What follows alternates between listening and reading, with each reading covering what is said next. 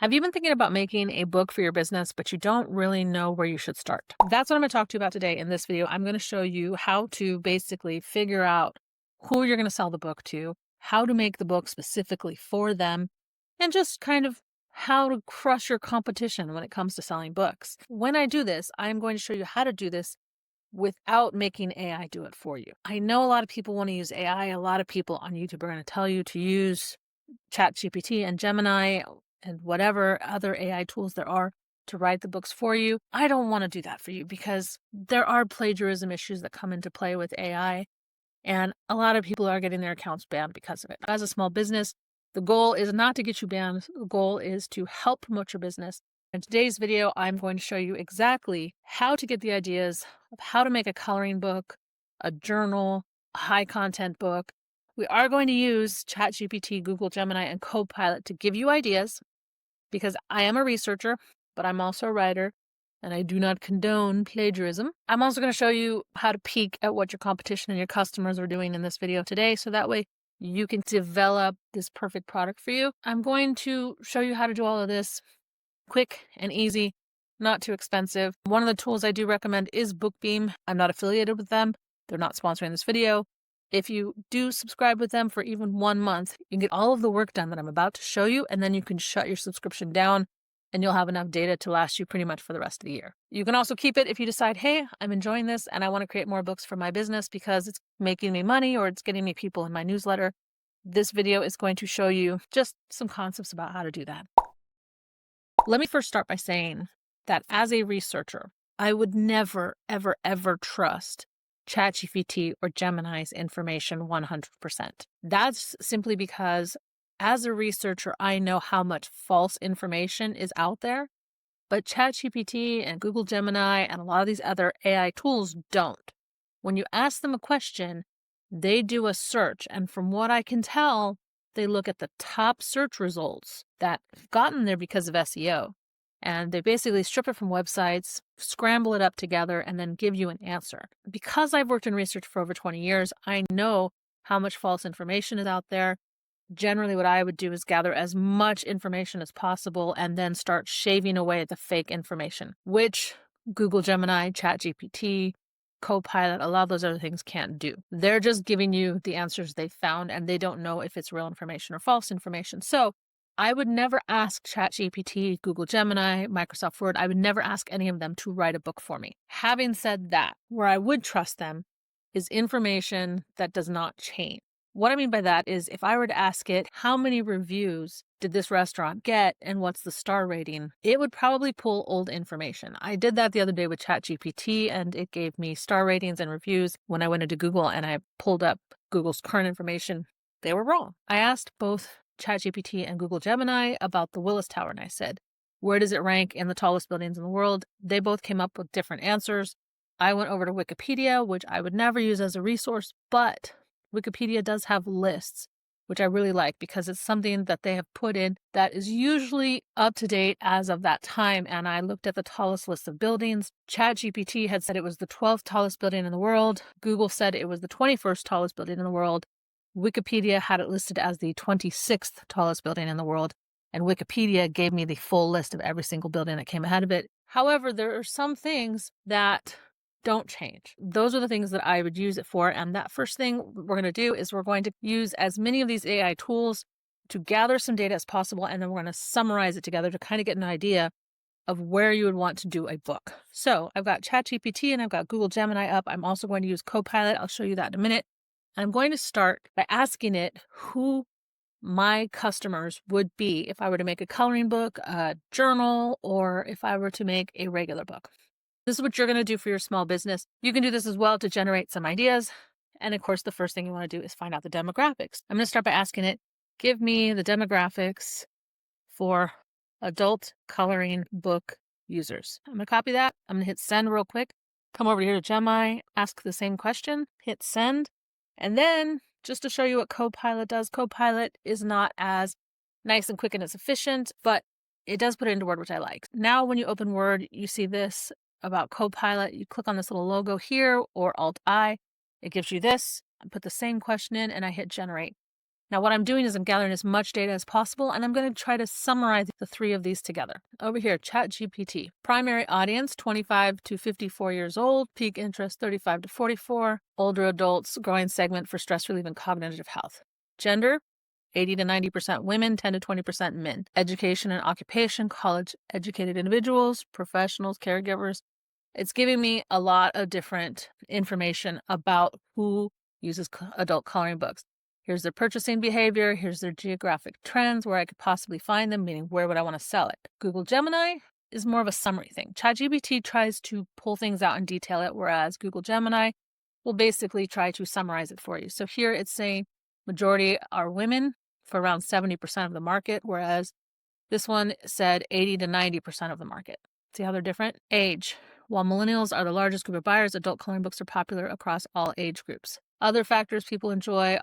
Coloring books often have interest in arts, crafts, and other creative hobbies. Let's see what Copilot has to say. So Copilot has given me a bunch of information here. Age distribution, younger adults 18 to 34, middle-aged adults 35 to 54, other adults. And it's saying what they use it for in these different age groups, which is good to know. Give me the demographics for adult travel coloring book users and send. When you still have it up, you can adjust it. But once you get out of there and you start making modifications to it, Copilot will not let you do it anymore. Let's put the same question to ChatGPT. I'm just going to go ahead and I'm going to copy this and paste, and then I'm going to put adult travel coloring book users. And let's see if that's any different. I'm going to copy that. I'll put it into Gemini and see what they come up with. So age groups, gender, interests. I've said this before and I'll say it again. Your product dictates who your user is. So you want to make sure that your product matches the people who are actually buying this for you. Again, as a flight attendant, I'm looking at travel stuff. Because of that, I'm also going to throw in the question of give me the demographics for travel journal users. I'm going to take that same question, put it over here, because remember, I'm also looking to make journals and coloring books. You might as well do all of the research at once. Again, it's giving me more information. I can do the same thing with Word and I would get an answer. Again, as soon as I type it in here, it's going to go away. They've got different versions here, the first version and the second version of my answers. This is kind of nice because it's already written out for me and I can just go in and I can start changing this if I wanted to make an actual Word document. The third thing that I want to look at is what kind of books would I write for my customers. If I would write a high content book, then I am basically trying to solve a problem for my customers. So I'm going to ask the question, what are the problems that airline customers face? And I hit send, and I'm going to come down here and I'm going to copy that question over to Gemini and over to Word and send. I now have 3 different questions asked for 3 different types of books. When it comes to writing a high content book, I would come and I would look at these different things that they're saying, and I would basically design a book based on that. So the topics I've decided to work on, I'm doing a travel coloring book, very different from all the coloring books that are out there, but I have a feeling that I'm going to be able to sell it, and I will show you why later in the video. I'm doing travel journals, which I have basically already created that as well. That's ready to go. And I'm going to work on a high content book about how people can travel like a flight attendant, getting the best deals, what kind of stuff to pack, how to make things just easier in general. Those are the 3 books that I've decided to work on because travel is my brand, and that's what I want to focus on. With step 1, we not only defined our demographic, but we also generated some ideas for that demographic using ChatGPT and Google Gemini and Copilot. Now what I want to do is I want to use a tool called BookBeam. I've done all of the research in January. I've looked at a lot of different things that people recommended. And in my opinion, it's the best tool that I think people who publish on KDP are using. Here, I want to go ahead and show you why. The first thing we're going to do is we're going to use their niche finder tool over here, and we're going to use this to spy on our competition. Over here, what we're going to do is you can look at certain presets. Because you are self-publishing this, you could look at what's just selling in the self-publishing books. But we want to kind of know who all of our competition is because we want to spy on all of them. So the first thing I'm going to do is I'm just going to say coloring book because most coloring books are going to be my competition. I want the bestsellers rank to be about 80,000 or less because if their bestsellers rank or BSR is 80,000 or less, that generally means they're selling at least 1 a day. And you can ask it like, okay, how many sales per day you want? But I just want to see who's in the top 80,000. I'm going to say I want to see who's got 50 reviews or less because if they have 50 reviews or less, they're either newer or they've been around for a long time and they're sucking. I'm going to leave all of the rest of this up, like it's saying more than 5 years. That's fine by me. Let's see what we got. Here we go. The average BSR for all of the results is 1,086, which means they are selling a lot.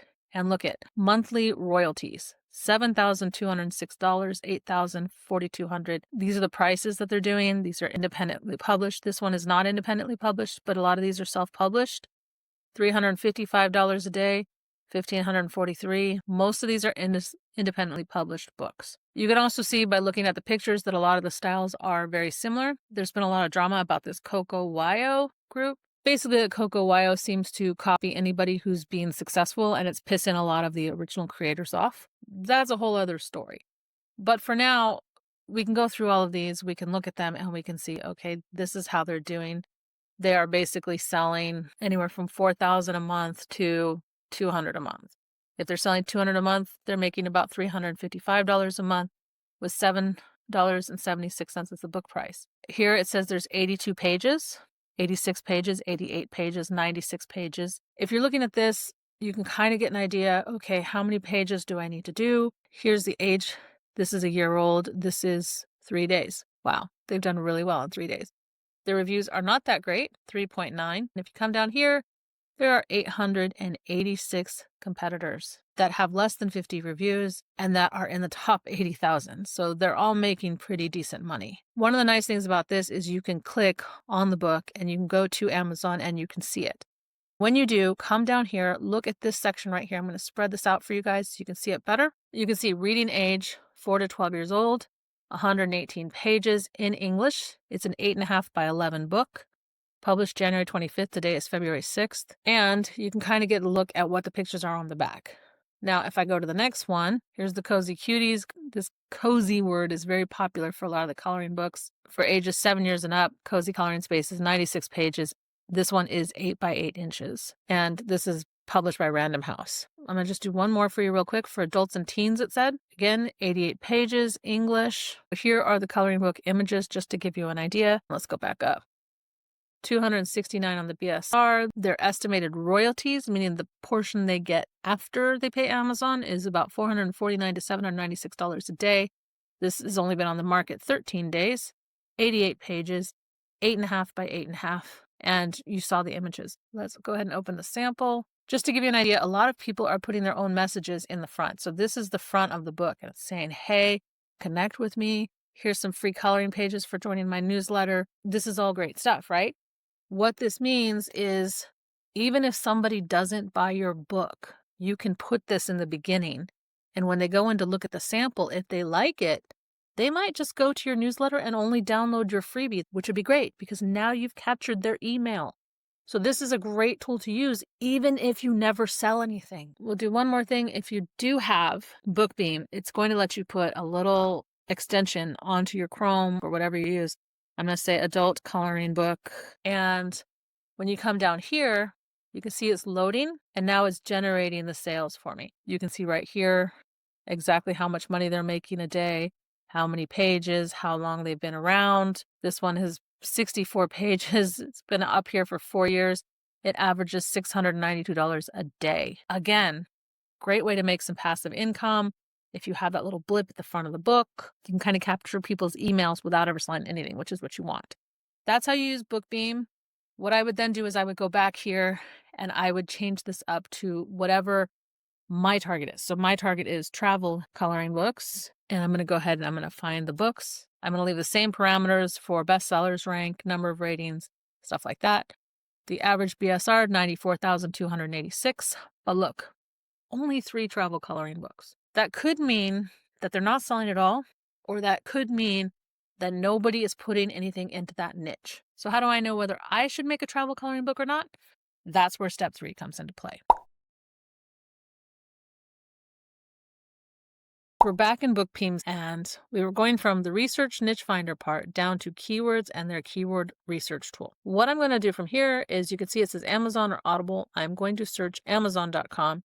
What I want to do is I want to go ahead and see if people are looking for what I want to make. And what I want to make is a travel coloring book. Now remember, you can do this with a journal.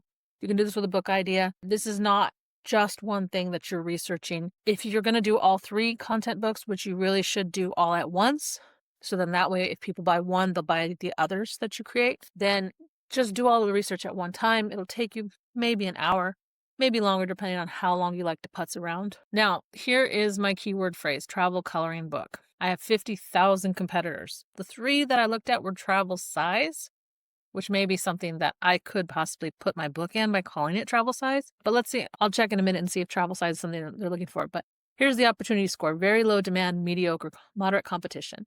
Here's the demand score, 2.5, very low demand. Here's the competition score, 5.0.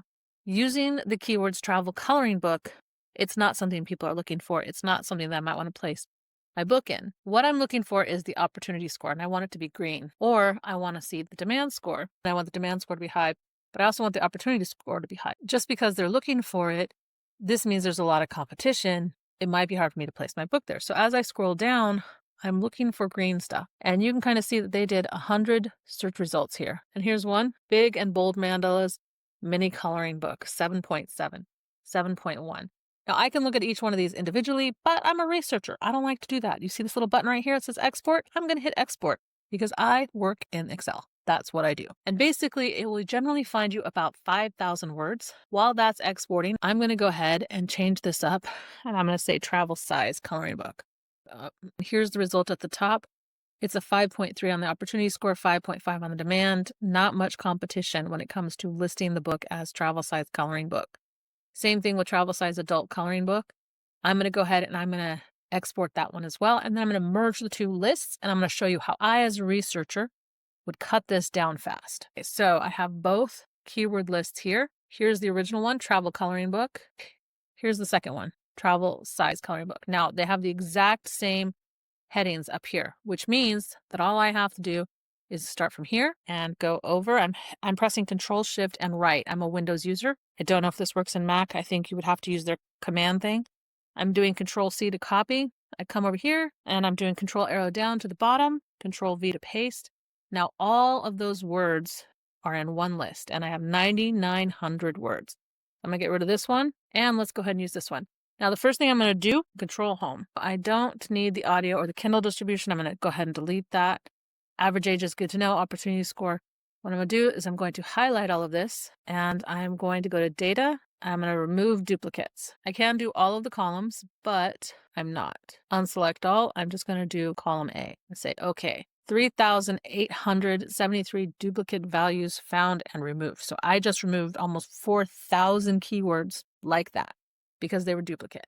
Now, the next thing I'm going to do is I'm going to sort this. So I'm selecting all of this. I'm hitting Tab, and I want to go over to my opportunity score. From here, I'm going to click Z to A, and this is going to put it in order of high to low. See, so here's the high right here. It doesn't recognize the rest of these. There's no data for it. So I'm just going to select that, go to the top, not delete my heading row, and I'm going to hit Control minus, Shift cells up. Now I'm at 5,900 keywords, deleted another 1,200. What I noticed in this is that around 7.0, that's where the green stops. So I'm going to come down here to 6.9, and anything 6.9 or below, I'm going to just go ahead and delete that. So now I have 600 keywords to go through, and basically what these are ones where there's a good opportunity. There's high demand, there's low competition. People are looking for this stuff. So what I would do is then I would add a column here. I would do plus, and I would say my rating, just because this is me. This is how my brain works. Maybe your brain works a different way. I would go through this and I would just hit enter. And anything that I think is a coloring book that I could make, I would put a number. So if I think, okay, cozy stuff, coloring book, I'm going to give that a 5. Hidden creatures, could I hide creatures in my coloring book? Sure. Let's give that a 6. That's a little more likely. Stardew, no idea what that is. Comfy patterns, fluffy times cozy spaces. When you're doing your research, you would have seen that cozy spaces is a theme that people are looking for. I could do that. We'll do a 6. And I would just keep going down. Let's say 7, 8, 6, 5. I only stick to things that are like 5 and up. And I would try to go through this as quickly as I can, and I would just do whatever. And then once I got to the bottom of the list, I would highlight this all again. If you hit Tab when it's all highlighted, as you can see, you're moving across the headings. If I hit Shift Tab, it goes back. I go to my rating, I click Z to A, and now all of my favorite ideas in order of how I ranked it are at the top. And then this is how I would probably theme my book. I would market my book, whether it's the journal, whether it's a coloring book, whether it's a high content book. These keywords are going to be important when you actually decide to market your book. So make sure you do that. Do your keyword research, because your keyword research is going to be how you find out what your customers are looking for when they're looking for books. At this point, hopefully you have some great ideas on what kind of book you want to make. If you've defined your demographic of who might buy a coloring book that your business creates, you need to remember that this book is going to be marketing your brand. You want to push your brand forward. So if you're doing a medium content book or a high content book or even a low content book, you want to first define who your demographic is for those types of books and see if they're the same. If they're not the same, that's good, because if you're doing all three at the same time, you can put them for the different age groups. Again, you're using AI to generate ideas to help you expand on it. Then, as you start to get the idea of what you want to do, you're going to go ahead and you are going to take those ideas over to BookBeam. You're going to look at the people that are doing those books, look at the competition, see how well they're selling, see if do you think you can put your book in there. Are there things that they're doing that you can imitate, like number of pages, the size of the page, the style of the art? In the meantime, whatever you decide to do, it's up to you. It's not up to AI, because AI is going to screw it up for you. Use AI as a diving board to get you off the ground, above the scary pool that is going to be trying something new. But it's going to be less scary if you know who you're selling to. It's going to be less scary if you know what your competition is doing. And it's going to be less scary when you find out what your customers are looking for, so that you can place your book in a way that makes you the most intriguing and most interesting. In the next video, I am going to show you how to make a coloring book for free to super cheap, depending on which option you use. It's super easy to do. We are not going to use Canva, so you don't have to worry about subscriptions. We are going to use Word. So if you have Word, great. If you have Works, it would probably also work for you. I'm not familiar with Works as I am with Word.